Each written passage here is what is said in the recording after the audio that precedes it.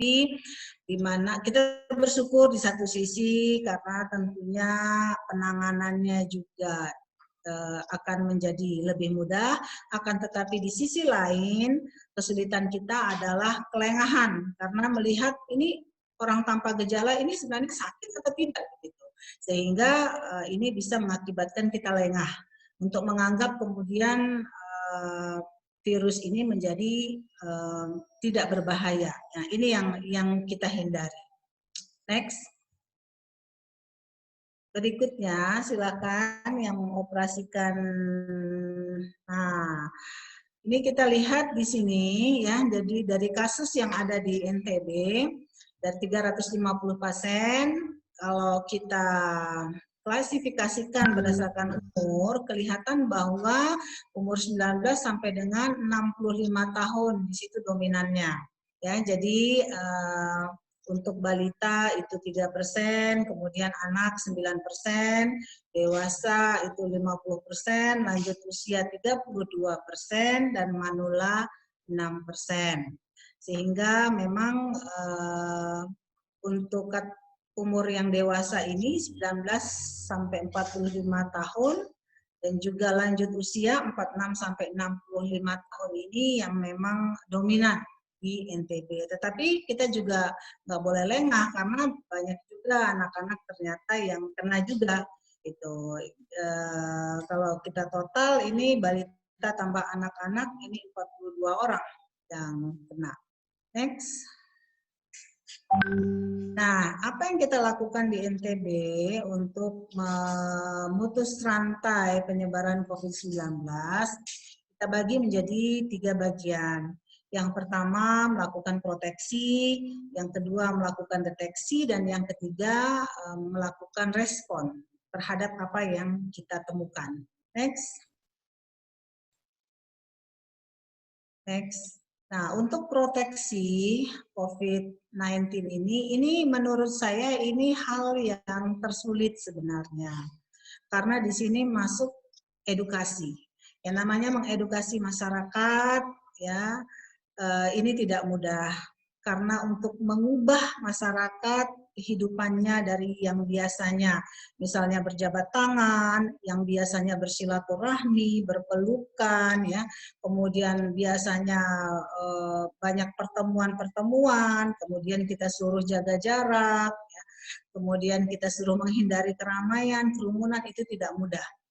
Ini item tersulit, bagian tersulit dari penanganan COVID-19. Apa yang kita lakukan di NTB? Kita mengikhtiarkan berbagai macam cara. Yang utama tentunya gerakan hidup bersih dan sehat. Kemudian kita juga melakukan sosialisasi edukasi melalui berbagai media, baik media sosial, ya, juga melalui VidCon, ya, seperti yang kita lakukan saat ini, ya. Kemudian spanduk, baliho, radio, TV, segala hal kita gunakan untuk mengedukasi masyarakat, termasuk juga melibatkan tokoh agama, tokoh masyarakat.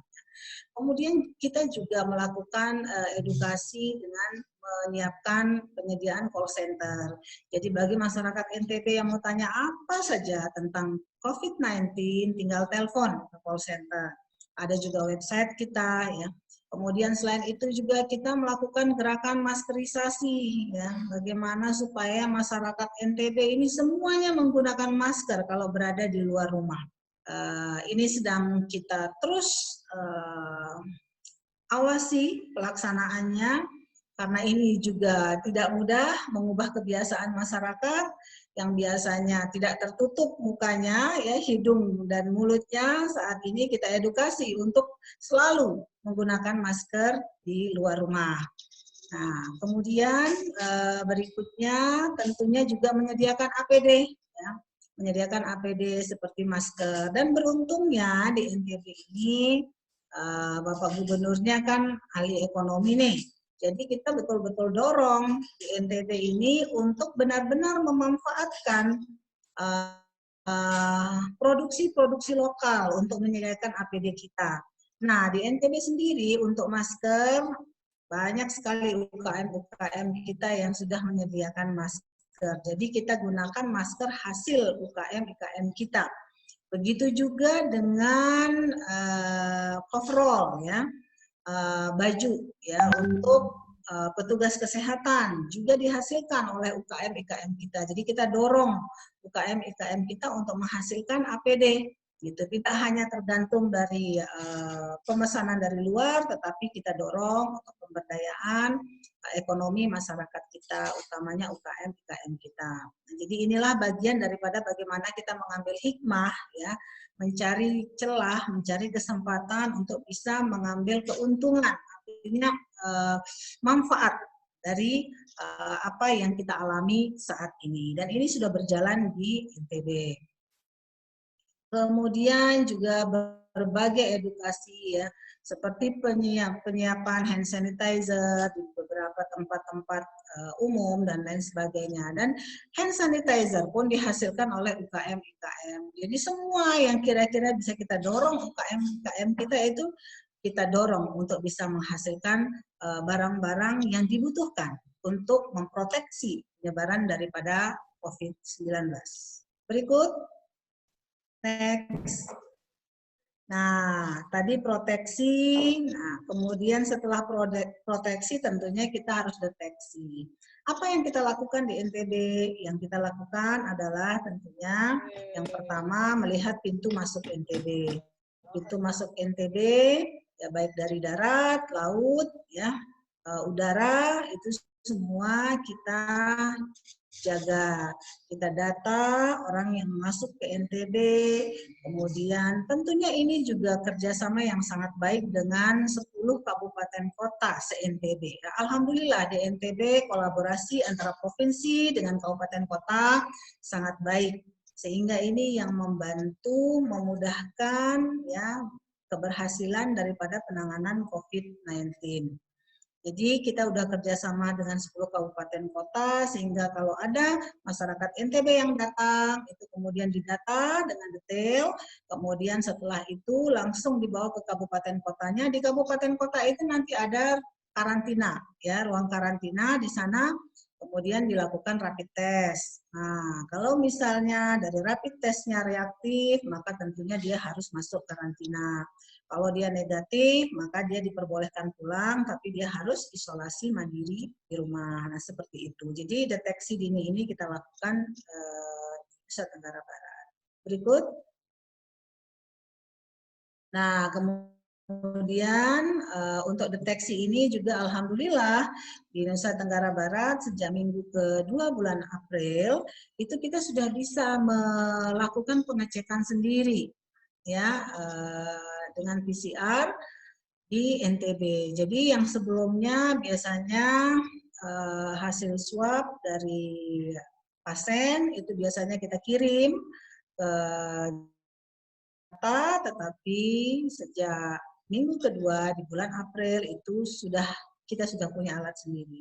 Jadi di NTB ada 3 laboratorium yang melayani pemeriksaan swab. Itu yang utama itu di Rumah Sakit Umum Provinsi Nusa Tenggara Barat. Kemudian ada juga di Rumah Sakit Universitas Mataram. Itu 2 ini itu untuk Pulau Lombok. Kemudian yang di Pulau Sumbawa itu ada laboratorium di Sumbawa Teknopark. Kita punya 3 lab, yang mana lab ini memiliki kapasitas sampai dengan 264 sampel per hari. Nah, laboratorium inilah, pengecekan sendiri inilah yang sangat membantu kita untuk cepat mendeteksi pasien-pasien yang teridentifikasi COVID-19. Sehingga dengan cepatnya kita deteksi, cepat kita lokalisir, cepat juga kita lakukan penanganan. Nah, kalau kita bandingkan dengan sebelum adanya laboratorium, itu biasanya dari sampel swab yang kita kirim itu bisa 7 hari sampai dengan 10 hari baru kita mendapatkan hasilnya. Tapi setelah adanya laboratorium sendiri, 1 kali 24 jam kita langsung bisa mendapatkan hasilnya. Sehingga kita bisa langsung melakukan tindakan-tindakan pencegahan dengan cepat ya untuk mencegah penyebaran lebih lanjut. Next, berikut. Nah, kita juga di NTB ini ada 19 rumah sakit yang melayani pasien corona. Ada 4 rumah sakit rujukan utama, yaitu di Mataram tentunya Rumah Sakit Umum Provinsi NTB, kemudian ada juga di Lombok Timur, Rumah Sakit Umum Daerah Dr. Sujono, kemudian ada di Sumbawa, Rumah Sakit Manambai, Rumah Sakit Provinsi juga, kemudian ada yang di Bima, Rumah Sakit Umum Daerah Bima. Itu 4 rumah sakit rujukan utama atau first line. Tapi selain itu ada juga 15 rumah sakit second line, yang mana 15 rumah sakit ini juga bisa melayani pasien COVID-19. Tersebar di 10 kabupaten kota se-Nusa Tenggara Barat. Sehingga kabupaten kota bisa cepat action untuk menangani pasien-pasien yang ada di kabupaten kotanya masing-masing. Dengan standar yang sama tentunya, dengan apa yang kita lakukan di Rumah Sakit Umum Provinsi Nusa Tenggara Barat. Next. Berikut. Nah, ini yang kita lakukan, alhamdulillah di NTB kita sudah bisa mendeteksi klaster daripada pasien COVID-19. Ini tentunya sangat membantu karena kita bisa mengidentifikasi klaster pada pasien masing-masing, yang mana klaster di NTB ini banyak ya. Ada klaster Goa, ini yang paling banyak adalah klaster Goa. Kemudian ada klaster Jakarta. Klaster Jakarta pun ada yang klaster Jakarta 1, 2, 3. Ada klaster Bogor. Kemudian ada klaster Madura, ada klaster Bali, luar negeri, ya. Ada juga klaster Magetan, ada klaster Sukabumi, dan ada juga yang belum bisa dideteksi klasternya. Ya, jumlahnya sampai dengan saat ini kalau saya tidak hilaf itu ada 16 atau 18 gitu. Tapi selebihnya yang lain sudah bisa kita deteksi ini masuk klaster mana. Yang terbesar adalah klaster Goa, di mana pada tanggal 24 Maret 2020 itu masyarakat NTB yang balik dari acara di Goa saat itu ada 1.200 orang. Nah, inilah yang memang jumlah pasien COVID terbanyak di NTB. Jadi dari 1.200 orang yang kembali dari acara di Goa pada tanggal 24 Maret itu, sampai dengan saat ini sudah hampir 2.000 yang dilakukan rapid. Dan dari hampir 2.000 itu 500-an itu reaktif. Inilah yang menyebabkan lonjakan jumlah positif di NTB. Ya, sehingga walaupun kita lihat banyak, tetapi alhamdulillahnya banyaknya ini sudah teridentifikasi dan sudah terlokalisir dengan baik. Nah, paling banyak memang klaster Goa ini. Sampai dengan saat ini, klaster Goa ini jumlahnya dari 350 pasien COVID-19, klaster Goa ini ada 256 orang dari satu klaster ini. Gitu. Jadi sekitar 73,14% dari klaster Goa.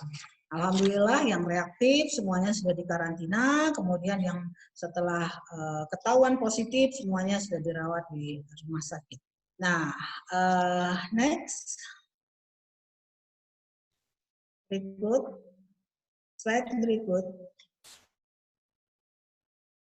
Nah, ini dia yang klaster Goa. Kalau tadi klaster, semua klaster yang ada, tadi yang baru itu adalah klaster Goa. Kemudian berikutnya adalah respon, ya. Apa yang respon yang kita lakukan dengan setelah melakukan proteksi dan deteksi itu tentunya menangani sesuai standar, ya. Kemudian juga melakukan tracking setiap ketahuan ada yang positif, kemudian langsung tim dari kesehatan langsung melakukan tracking. Orang ini sudah kontak dengan siapa aja, riwayat perjalanannya dan seterusnya. Dan ini sangat beragam, ya, dari yang puluhan sampai dengan hampir ratusan yang di tracking untuk satu pasien saja. memang penanganan corona ini tidak simpel ya, membutuhkan kesabaran yang luar biasa. Karena men-tracking satu pasien itu bisa, kalau dia sudah berinteraksi dengan banyak orang, itu bisa hampir ratusan orang yang harus berada di dalam pengawasan. Nah, kemudian tapi semuanya ini alhamdulillah sudah berjalan dengan sangat baik, dan jangan lupa kerjasama yang sangat baik juga dengan Polda Nusa Tenggara Barat ya, dengan Danrem ya, Kapolda, Danrem beserta jajarannya ini luar biasa. Karena di desa-desa Babinsa, Babin Kamtipmas juga bersama-sama dengan tugas kesehatan kita melakukan tracking terhadap pasien-pasien COVID-19. Ini kerjasama yang luar biasa ini yang mengakibatkan apa yang kita lakukan ini semua berjalan dengan baik dan lancar. Oke, next. Nah, kemudian respon yang kita lakukan juga kita siapkan 20 tempat karantina dan isolasi. Jadi bukan rumah sakit saja yang kita siapkan, tetapi tempat karantina dan isolasi kita siapkan juga tersebar di 10 kabupaten kota. Jadi masing-masing bupati wali kota itu menyiapkan tempat karantina dan isolasi kabupaten kota masing-masing, selain adanya rumah sakit.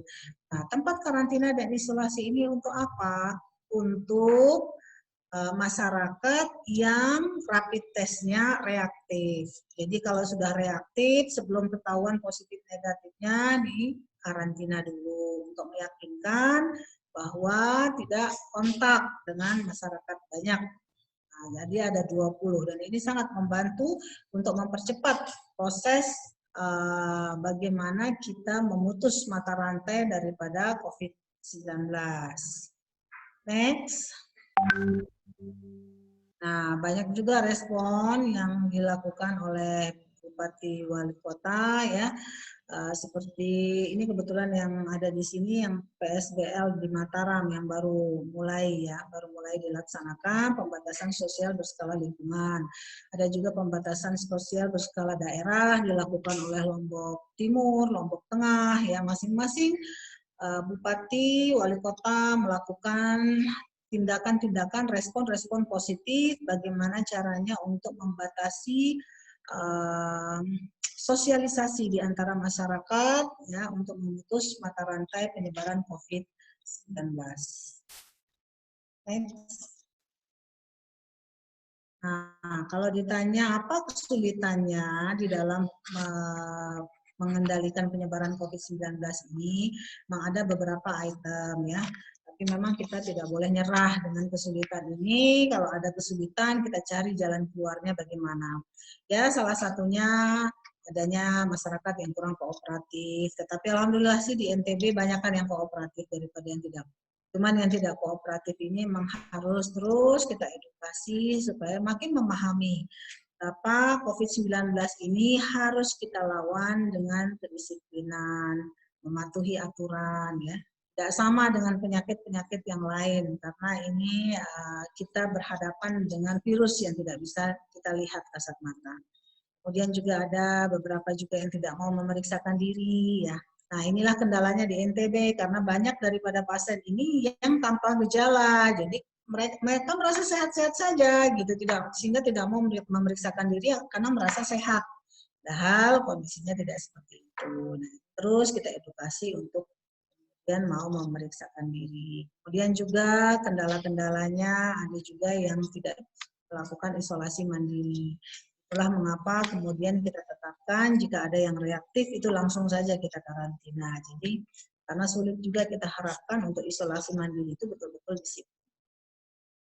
Nah, juga ada stigma negatif tentang pasien COVID-19. Nah, ini yang harus betul-betul kita edukasi terus masyarakat kita bahwa pasien COVID-19 ini bukan suatu aib ya, penyakit ini bukan aib, penyakit ini ya sama dengan penyakit-penyakit lain dan bisa mengenai siapa saja dan besar sekali kemungkinannya untuk sembuh gitu. Jadi salah besar kalau kemudian stigma negatif itu kita berikan pada pasien COVID-19. Jadi terus kita edukasi masyarakat untuk memahami masalah-masalah Inilah kira-kira yang bisa saya sampaikan dari apa yang kita lakukan dalam memutus pandemi COVID-19 di NTB. Yang jelas usaha pemerintah itu tidak akan berarti apa-apa ya tanpa didukung oleh peran serta masyarakat.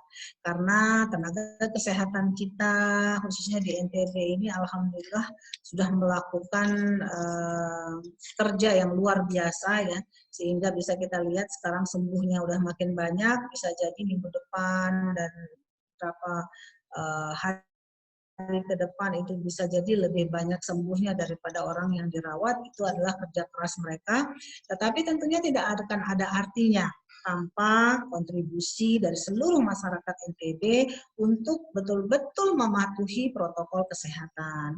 Pakai masker kalau keluar dari rumah, kemudian jaga jarak, hindari keramaian, kerumunan, sering cuci tangan, jaga kebersihan, dan jaga kesehatan. Insya Allah NTB bisa melawan COVID-19. Terima kasih. Assalamualaikum warahmatullahi wabarakatuh. Silakan kalau ada yang mau ditanyakan, yang mau diskusikan. Silakan. Ya, terima kasih Umi atas pemaparannya. Sekarang kami jadi semakin paham dan semakin sadar lagi untuk bisa membantu pemerintah provinsi khususnya dan juga dimanapun kami berada supaya bisa mengurangi dan memutus rantai COVID ya, sehingga kami juga bisa beraktivitas seperti biasa. Nah, kemudian Umi sudah ada beberapa kawan dan peserta dari webinar Festival 1.0 yang bertanya. Jadi untuk sesi pertama kami berikan tiga pertanyaan. Nanti akan dijawab secara langsung oleh Umi. Baik, yang pertama dari Kak Yasmin, ya, mahasiswi UNRAM. Yang ditanyakan, apa strategi yang dilakukan pemerintah Nusa Tenggara Barat untuk membangkitkan perekonomian Nusa Tenggara Barat pasca pandemi ini? Mungkin bisa langsung ditanggapi. Ya, seperti apa yang saya sampaikan tadi, ya kita di NTB juga tidak mau terlena ya dengan COVID-19 ini. Kita juga tidak mau kesulitan ekonomi ini akan berlanjut-lanjut dengan adanya COVID-19, sehingga kita fokus juga untuk pemberdayaan masyarakat. Nah, contoh dalam penanganan ada bantuan yang diberikan oleh pemerintah. Nah, bantuan yang diberikan oleh pemerintah ini betul-betul kita usahakan semuanya merupakan hasil daripada UKM-IKM kita. Jadi hasil dari NTB sendiri. Ini yang kita dorong dan alhamdulillah respon dari UKM-IKM luar biasa ya. Ini kita dorong. Kemudian juga kita dorong untuk masyarakat bisa memanfaatkan pekarangannya. Jadi Dinas Ketahanan Pangan bekerja sama dengan PKK ya, dengan masyarakat semuanya untuk bagaimana kita mendorong agar ketahanan pangan itu betul-betul bisa kita wujudkan di NTB. Tanah kita subur ya. Banyak yang bisa kita lakukan. Kita tidak punya pekarangan, kita bisa melakukan hidroponik dan lain sebagainya. Nah, ini yang sedang kita dorong terus. Itulah mengapa saya katakan di balik musibah itu selalu saja ada hikmah. Selama kita pandai melihat ya sisi positif dan kita ambil hikmah dari situ. Kebetulan di dalam penanganan di NTB ini saya berbagi peran dengan Bapak Gubernur. Saya sendiri fokus pada penanganan COVID-nya, kemudian Bapak Gubernur fokus pada penanganan sosial ekonomi. Dan itu alhamdulillah berjalan dengan baik. Ya, baik Umi. Jadi masih ada solusi-solusi alternatif ya untuk membangkitkan sektor perekonomian ya Umi ya? Iya, iya. Jadi seperti APD kita masker dihasilkan oleh UKM-IKM, baju coverall dihasilkan oleh UKM-IKM, hand sanitizer juga hasil dari UKM-IKM kita. Kemudian sempat juga di awal-awal ada desinfektan box juga dihasilkan UKM-IKM kita. Kemudian juga item daripada JPS Gemilang juga dihasilkan oleh UKM-IKM. Itu yang kita dorong. Ya, Baik, kita langsung pindah ke pertanyaan selanjutnya, Umi. Ini pertanyaannya juga masih daripada mahasiswa juga, atas nama Rima. Pertanyaannya, jika akan bepergian keluar daripada Nusa Tenggara Barat, apakah akan disediakan rapid test oleh pemerintah? Karena sebelumnya beliau sendiri datang dari daerah lain ke Nusa Tenggara Barat dari bandara, memang dipisahkan dan dibawa ke tempat karantina atau sanggar, tepatnya di Sanggar Mutu Gerung. Namun sampai di sana hanya dicatat dan tidak dilakukan rapid test. Jadi itu pada tanggal 22 April 2020. Ya, mungkin bisa ditanggapi, Umi. Ya, jadi beberapa hari yang lalu itu pemerintah kan sudah mulanya kan ditutup, ya kan, penerbangan dan juga pelabuhan juga ditutup. Beberapa hari yang lalu dibuka, tetapi dengan catatan yang lewat itu tertentu. Jadi kalau orang mau lewat, baik itu lewat pelabuhan maupun lewat menggunakan penerbangan maupun laut, ya, itu ketentuannya harus ada surat keterangan sehat. Nah, dan mereka harus melakukan rapid test mandiri, gitu. Karena memang ini kita hindari betul sebenarnya orang yang keluar masuk ini, gitu. Jadi konsekuensinya kalau mau keluar masuk, misalnya keluar dari NTB atau masuk ke NTB, contoh, misalnya dia mau masuk ke NTB, maka dia harus membawa surat keterangan sehat dari asalnya. Dan dia harus membawa surat keterangan sudah rapid test dan non-reaktif dari asalnya. Baru dia akan bisa lewat dari asalnya itu datang ke NTB. Begitu juga orang dari NTB. Kalau orang dari NTB mau keluar, juga harus rapid test dulu, dan itu harus mandiri, gitu. Mengapa begitu? Karena memang pemerintah berusaha untuk meminimalisir. Jadi orang yang benar-benar penting perlu, kalau dia benar-benar penting perlu, pasti dia akan mengusahakan untuk itu. Jadi harus diyakinkan betul sehat baru bisa lewat. Jadi nggak sembarangan seperti sebelumnya dulu. Itu kondisinya sekarang. Ya, memang benar harus diperketat lagi ya, Umi. Jadi buat teman-teman yang ingin bepergian, seperti yang Umi katakan tadi, jadi harus dilakukan rapid test secara mandiri. Jadi surat keterangan seperti kesehatan, surat rapid test, dan keterangan reaktif test juga ya. Ya, jadi buat teman-teman nanti mungkin bisa disediakan. Kemudian selanjutnya lagi pertanyaan yang ketiga. Deborah. Ini dari Deborah. Ya, saya tambahkan di NTB itu tersedia tempat-tempat untuk melaksanakan rapid test mandiri. Kalau saya tidak hilap ada 10 atau 12 gitu tempat. Dan ada di website COVID-19 itu alamat-alamatnya, bisa dicek di mana saja kita bisa melakukan rapid test mandiri. Kalau mau keluar ya. Kalau mau keluar NTB dengan kepentingan yang sangat emergensi. Tapi kalau tidak, lebih baik tetap tempat, jangan kemana-mana pada masa sekarang ini. Ya, baik Umi. Ya, selanjutnya ada lagi pertanyaan dari Hamdani, SIT SC Sumbawa. Oke, bisakah dijabarkan atau dipaparkan jumlah positif COVID-19 di masing-masing daerah? Oh, ini sepertinya sudah dijawab tadi, sudah dipaparkan oleh Umi tadi pada saat waktu pemaparan. Jadi mungkin nanti bisa dilihat di siaran ulangnya di live YouTube streaming ya, untuk Hamdani. Kemudian kita pindah ke pertanyaan lain dari Sahaji, SID Indonesia. Alhamdulillah kita mempunyai 3 lab untuk PCR ya, berkaitan dengan dibukanya bandara dan beberapa transportasi massal yang sudah beroperasi. Pertanyaannya, bagaimana cara pemerintah Provinsi NTB menanggulangi melonjaknya angka kepulangan penduduk NTB, dan juga edukasi hukum apa yang dilakukan oleh pemerintah apabila ada yang tidak melaporkan dirinya? Terima kasih. Silakan, Umi. Ya, baik. Pertama saya jawab dulu tadi yang ini, detail 10 kabupaten kota ya, up-to-date-nya. Jadi yang Mataram itu 89 sedang dirawat, ya. Kemudian 43 sembuh. Nah, kalau KLU itu 5 sedang dirawat, 12 sembuh. Lombok Barat 25 sedang dirawat, 26 sembuh. Kemudian Lombok Timur 6 yang sedang dirawat, 30 sudah sembuh. Ya. Lombok Tengah 8 sedang dirawat, 16 sudah sembuh. Kemudian Sumbawa 15 sedang dirawat, 8 sudah sembuh. Dompu 38 masih dirawat, kemudian Bima, Kabupaten Bima 3 masih dirawat, 14 sudah sembuh. Untuk Kota Bima 1 masih dirawat, 1 sudah sembuh. Jadi memang jumlah sembuh ini semakin hari semakin besar angkanya.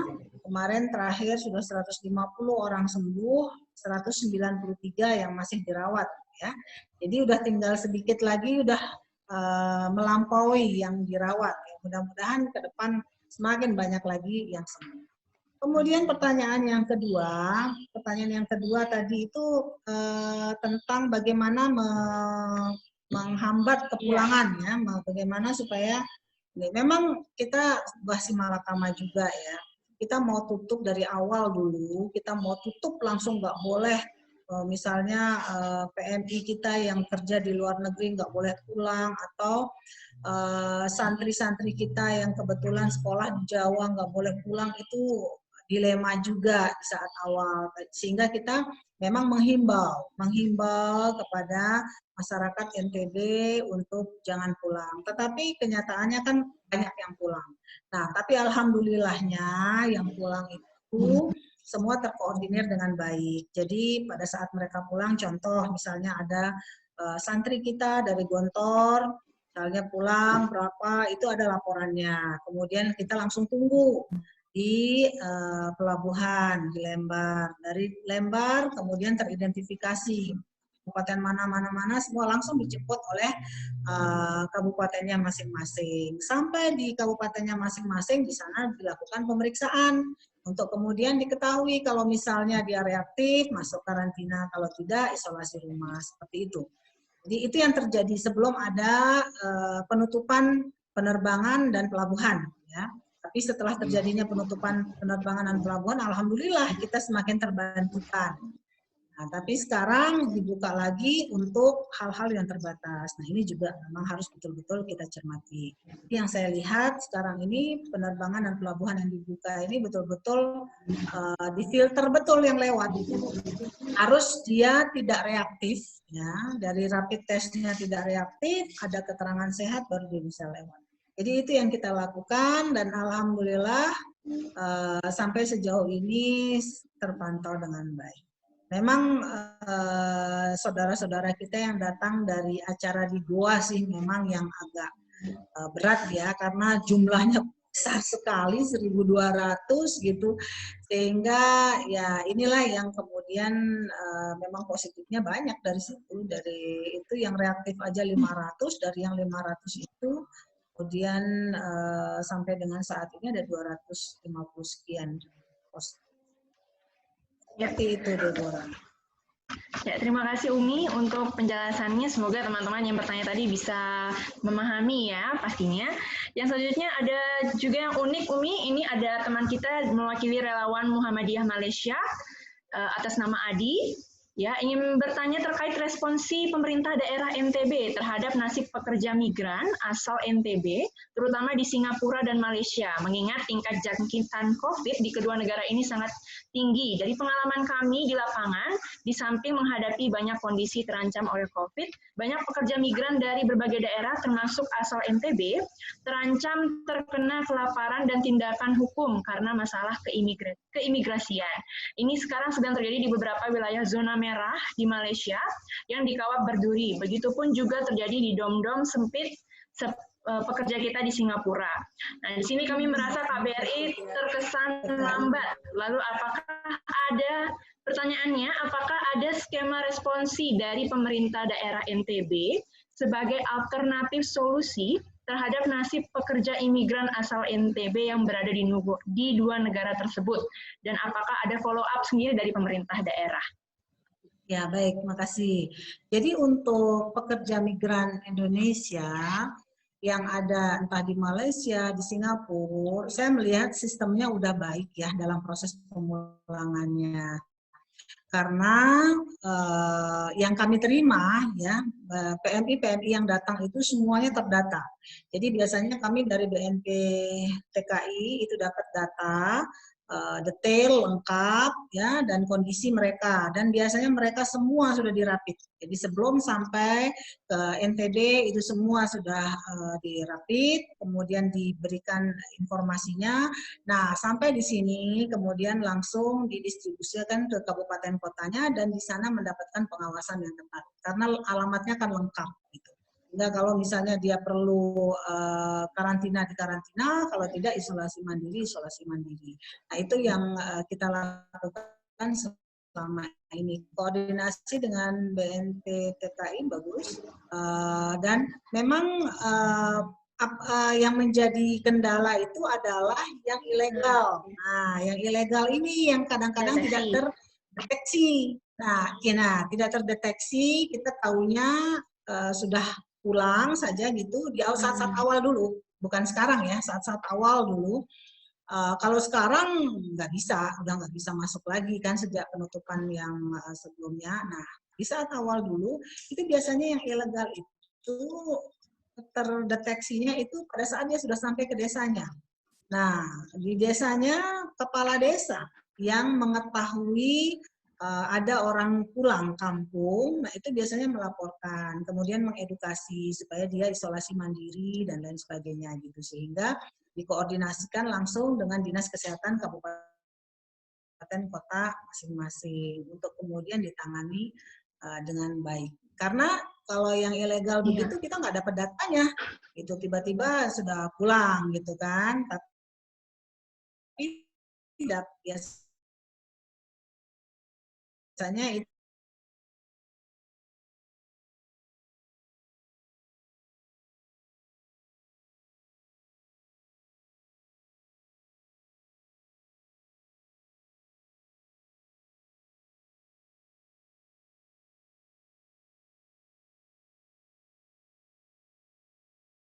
dengan sebaik-baiknya.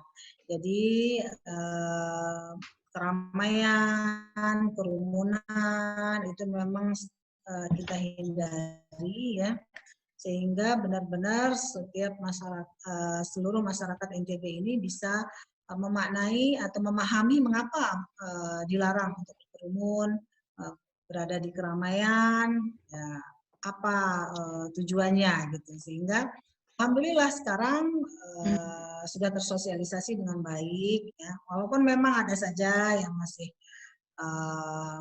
suka-suka kumpul dan lain sebagainya, tapi diedukasi secara persuasif dengan aparat yang melakukan patroli ya.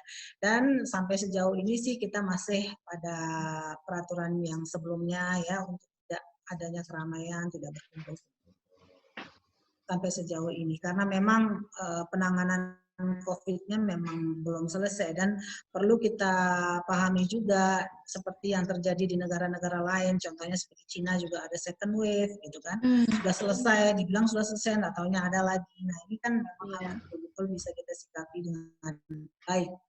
Artinya dengan itulah mengapa saya katakan di awal tadi bahwa kita memang harus berdamai dengan COVID-19.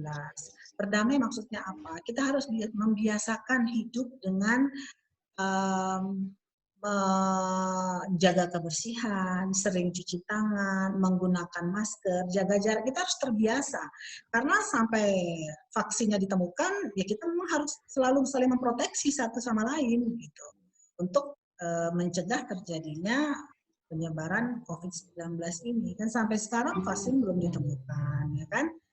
Kalaupun nanti kasus-kasus di NTB misalnya semakin sedikit ya, kemudian cuma 1-2 dan seterusnya, tetap yang namanya pakai masker, jaga jarak, tetap harus menjadi gaya hidup kita gitu, untuk kemudian kita bisa memproteksi diri dan lingkungan kita untuk tidak tertular COVID-19. Ya, jadi memang selalu ada hal positif yang bisa kita ambil ya, Umi, daripada wabah pandemi. Harus ambil hikmahnya. Ya, jadi buat teman-teman stay at home itu bukan berarti aktivitas kita terbatasi, tapi kita masih bisa melakukan aktivitas dari rumah, tetap produktif, dan pastinya tetap bisa menjaga kesehatan. Ya, jadi itu dia jawabannya untuk Kak Nita dari BPS Kabupaten Lombok Utara ya. Ya, kita masih ada punya waktu sekitar 12 menit lagi, Umi. Jadi kita lanjutkan lagi untuk sesi diskusinya. Ada lagi pertanyaan dari teman-teman mahasiswa ini, Umi, tapi dari rantauan menitipkan pertanyaan. Ya, dari Kak Bima ya. Kak Bima mahasiswa ya. Bagaimana dengan nasib para mahasiswa di negeri rantauan? Apakah ada kemungkinan untuk boleh kembali ke Nusa Tenggara Barat? Ya, silakan Umi. Iya. Ya, seperti tadi yang saya sampaikan ya, kalau mau kembali ikuti prosedur dulu ya. Tapi alangkah baiknya di masa pandemi ini jangan kemana-mana dulu sampai kondisinya benar-benar sudah normal ya, sudah bagus. Tapi kalaupun terpaksa, misalnya ada hal-hal emergensi yang mengakibatkan harus pulang, ya harus mengikuti prosedur seperti yang saya sampaikan sebelumnya. Harus rapid test sendiri, yakinkan sehat, ya ada surat keterangan sehat baru bisa masuk. Itu pun saya sarankan untuk hal-hal yang benar-benar emergensi. Kalau tidak, ya lebih baik kita diam di masing-masing tempat kita masing-masing, karena itu kan melindungi diri kita dan melindungi orang sekitar kita. Ya, baik. Terima kasih Umi. Selanjutnya ada lagi pertanyaan dari Nanda dari Lombok Tengah. Ya, katanya sangat bagus saran untuk menggunakan produk lokal atau UKM kita sendiri bagi keseharian kita, misalnya hand sanitizer, produk lokal, dan lain-lain. Sayangnya, di masa pandemi ini tidak sedikit orang yang mengalami krisis moneter juga, Umi. Jadi bantuan keuangan dari pemerintah tentu sangat membantu, namun tidak semua yang kesulitan benar-benar dibantu. Nah, pertanyaannya bagaimana dengan mereka yang baru saja terkena PHK dan tidak dikategorikan belum mampu, namun sebetulnya sangat butuh juga. Bagaimana pemerintah provinsi melihat hal ini dan upaya mengatasinya? Iya, jadi pemerintah, dari pemerintah pusat, provinsi sampai dengan kabupaten, itu sebenarnya jenis-jenis bantuan di saat sekarang ini beragam sekali. Ya, kita tahu ada PPKH ya, yang di Kementerian Sosial itu sejak awal, sejak sebelum ada pandemi itu berjalan. Kemudian ada bantuan langsung tunai juga, ya, bantuan non tunai ya, dari kementerian juga. Kemudian selain itu juga sekarang Presiden menginstruksikan untuk ada bantuan juga dari dana desa ya. Kemudian juga bantuan dari provinsi juga, bantuan dari kabupaten juga. Nah, banyaknya bantuan ini tentunya memang masalahnya adalah dari sisi pendataan. Supaya jangan sampai overlap ya, artinya jangan sampai satu orang itu menerima dua bantuan, tapi bagaimana supaya mendapatkan bantuan gitu. Salah satu di antara semua bantuan inilah yang sekarang memang sedang dikerjakan oleh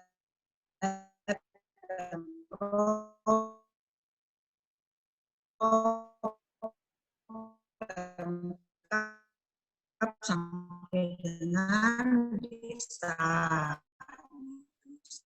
sehingga diharapkan tidak ada di masa pandemi ini, tidak ada masyarakat yang terlantar.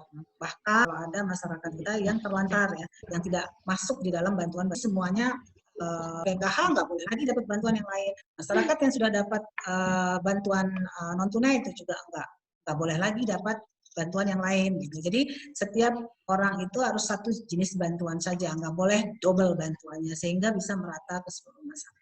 Ya, memang kita ketahui di seluruh Indonesia permasalahannya adalah pada pendanaan ya. Karena memang kadang-kadang kan tidak mudah untuk di saat yang sempit itu melakukan pendataan ya. Tapi kita harapkan betul-betul dari desa ini pendataannya benar-benar bisa menyasar secara rata ya semua, sehingga bantuan dari kabupaten bahkan dari desa itu bisa dirasakan oleh seluruh masyarakat yang terdampak. Ya, baik. Terima kasih Umi. Selanjutnya lagi masih berkaitan dengan hal itu, ada pertanyaan dari Diat, mahasiswa FK Unhas Makassar ya, dari Makassar. Katanya baru saja pemerintah pusat mengeluarkan kebijakan untuk meningkatkan iuran BPJS nih Umi.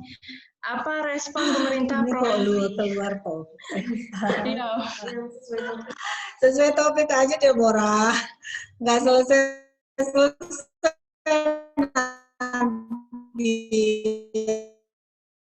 ya. Yang di luar topik jangan di Baik Umi. Yang sesuai topik saja. Ya baik Umi. Ya selanjutnya mungkin di sesi lain aja ya. Ya. Kita seru itu nanti nggak selesai. Ya bakal panjang nanti pembahasannya. Dari Dian Maulid ya, Gubernur, kira-kira lah daripada klaster Goa dan lain-lain yang terkena dampak daripada COVID, berapa lama kira-kira COVID-19 ini akan bisa bertahan lama menyebar di NTB jika dilihat dari kondisi NTB yang sekarang serta jumlah yang terjangkit di NTB? Baik, makasih. Jadi kalau ditanya demikian, jawaban saya adalah sangat tergantung dari kedisiplinan masyarakat.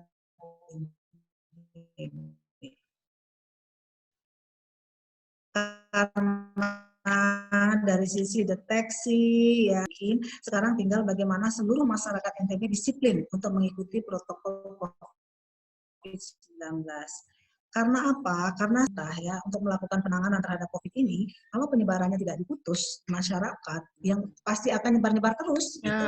Nah ini kalau disiplin, insya Allah akhir Lebaran ini kita bisa jauh lebih ini ya, sembuhnya bisa lebih banyak, orang yang dirawat sudah tinggal sedikit kan, sudah jauh lebih enak. Tapi itu kalau kita benar-benar disiplin. Tapi kalau kemudian begitu dilihat banyak sembuh, kemudian terus langsung longgar lagi, bisa jadi second wave terjadi lagi. Nah ini yang kita sangat khawatirkan.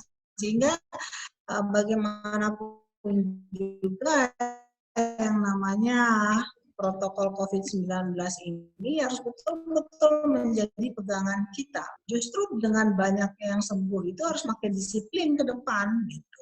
Makin waspada ke depan supaya jangan sampai usaha yang luar biasa ini ya setengah mati sampai saat ini kemudian nanti terjadi second wave karena keegoisan kita tidak disiplin. Di Gubernur bahwa setiap orang yang keluar rumah wajib menggunakan masker. Tidak boleh tidak menggunakan masker. Karena bagaimanapun juga masker ini sangat bermanfaat, bisa membantu 70% ya untuk mengurangi potensi penularan dan risiko. Ya. Baik, itu dia teman-teman diskusinya bersama Umi pada pagi hari ini. Terima kasih banyak Umi sudah mau meluangkan waktunya, khususnya pemerintah provinsi sudah bekerja keras dan bekerja secara maksimal. Sekarang tinggal kita juga sebagaimana menghindari keramaian dan pastinya menjaga kebersihan. Jadi kita harus mengikuti instruksi daripada pemerintah. Terima kasih banyak Umi sudah bergabung bersama kami. Mohon maaf jika ada kekurangan atau kesalahan dalam kata-kata. Ya, terima kasih Umi. Terima kasih juga. Semoga sehat semua dan NTB bisa segera lepas dari corona. Mungkin Umi ada pesan-pesan yang ingin disampaikan kepada ya tentunya pada seluruh masyarakat NTB untuk awardee beasiswa NTB belajar yang rajin ya supaya selesai ya, terus berikan kontribusi terbaiknya untuk NTB. Kemudian untuk seluruh masyarakat NTB berikan kontribusi kita masing-masing semua untuk kita bisa menang melawan pandemi corona ini. Karena sekali lagi yang menjadi garda terdepan di dalam penanganan pandemi corona ini adalah masyarakat. Ya. Kalau masyarakat mematuhi protokol COVID-19, disiplin, maka insya Allah kita akan menang. Tetapi kalau tidak, apapun yang dilakukan pemerintah tidak akan berarti apa-apa tanpa kontribusi daripada seluruh masyarakat NTB untuk disiplin mengikuti protokol COVID-19. Di luar rumah harus gunakan masker. Ya. Kemudian jaga jarak, hindari kerumunan, hindari keramaian, sering cuci tangan, jaga kebersihan, dan jaga kesehatan. Ya. Itu saja pesan saya, semoga kita segera bisa melalui masa-masa sulit. Terima kasih. Assalamualaikum warahmatullahi wabarakatuh.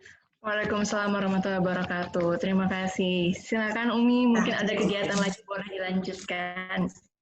Ya, terima kasih bagi teman-teman webinar Festival 4.0 yang sudah bergabung bersama kami.